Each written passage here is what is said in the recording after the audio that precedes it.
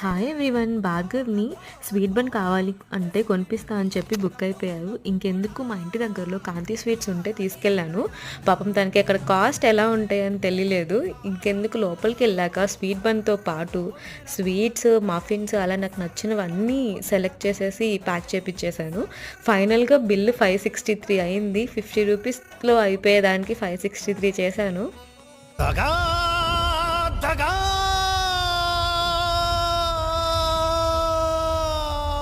మోసం.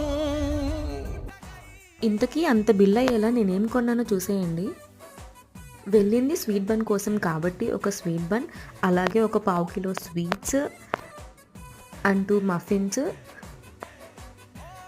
కాజు మూంగ్ దాల్ నమ్కీన్ అండ్ ఫైనల్గా కోకోనట్ పోలి.